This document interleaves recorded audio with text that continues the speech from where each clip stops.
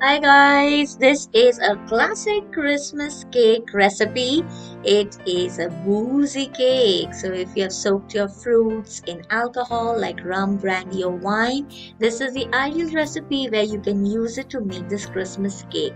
This cake is a classic and it is moist, loaded with fruit and nut and tastes just divine. So stick around till the end. Welcome to my channel guys. If you're new here, please do subscribe and thanks to all my subscribers for the love you've shown me. Okay, to start off with, we are going to sieve the dry ingredients first. So in goes the flour and the baking powder. Now sieving helps in removing any lumps if there are any in the dry ingredients and also makes the cake a little airy. Also, I put in the spice mix. You can check out the description box below of the video of the spice mix, how I prepared it. Also, all the other detailed measures are in the description box below. So give it a gentle mix with a spatula and then we are going to add in the other fruit and nut to this. So I'm adding here some walnuts that are finely chopped, but you can add in any nut of your choice. And next goes in the soaked fruit that I've soaked it in rum. You can check out my video even in the description box below of how I've soaked them and which fruits I have used. So I'm just giving a gentle stir and making sure all the fruits are well coated with the flour, which will help in avoid sinking in the cake. Next, I am separating the egg white and the egg yolk.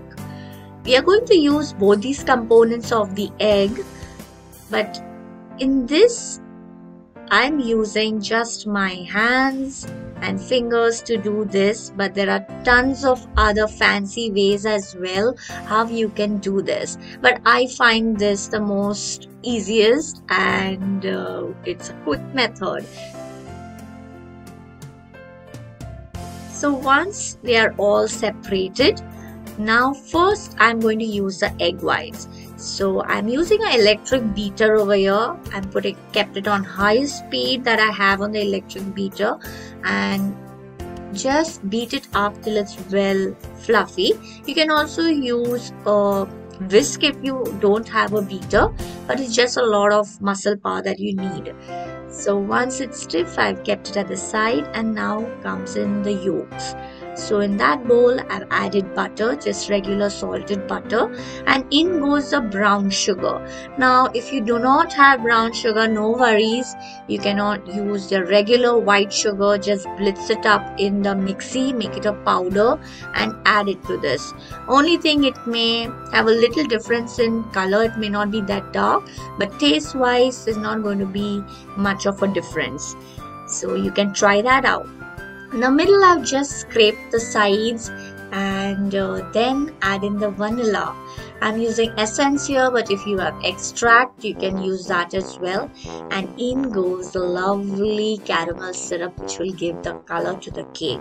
So I'm not adding the whole quantity as mentioned. I'm using just half first and then add in the flour mix that we had kept earlier. So add in everything, dunk everything into the egg mixture bowl, and then we are going to just mix it all up. So you can use a cut and fold method here with the spatula and then add in the remaining caramel syrup. Now even this, I'm going to link this also in the description box below of how to do this, because it is such an essential ingredient that are used for many Christmas cakes and it's a classic. So check that video out too. Now this is a very dense cake, as you can see. It is not very liquidy. And then are those fluffy egg white that we had beat earlier. Just incorporate it in a very gentle way to the cut and fold technique and give it a mix. Don't go to over mix the batter, otherwise the fluffy eggs will lose all that airy goodness. And then Just for a few seconds till it's all incorporated, I'm using the electric beater.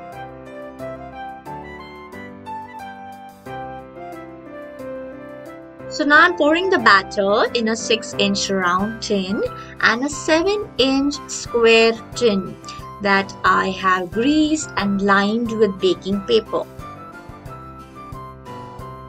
As you can see, it's a thick batter because it has all the fruit and nut in it.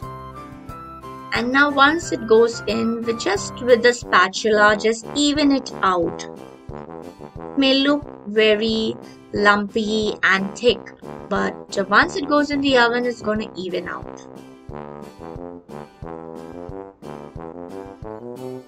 So just tap it on the work surface just to remove out any air bubbles. And this we are going to now put it in the oven. So I'll bake these cakes at 180 degrees for around 50 minutes, or you can do the skewer test till it comes out clean.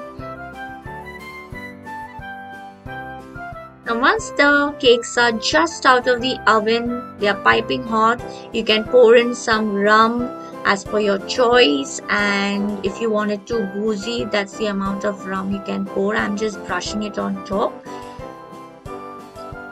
And these cakes are made well in advance, and till Christmas every day it can be brushed like this with the alcohol to make it more and more boozy.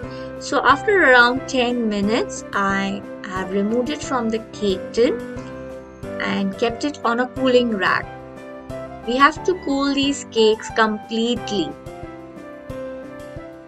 Don't leave it for a long time in the cake tin because there can be moisture at the bottom and the bottom of the cakes can go soggy.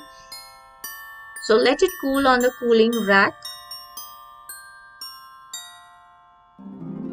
And now once the cake is completely cool, that's when you can cut it. These cakes taste better as they mature. And if you want to brush it with alcohol every day, you can just wrap it with baking paper and aluminium foil so that it is well covered, and every day open it up and brush it with alcohol. And when it's time to eat, just remove it out and cut it. And you can see the goodness of the fruit and nut, and it is so moist and it tastes just so yummy. I hope you enjoy this cake, guys, and let me know if you have tried it. Happy holidays! Bye!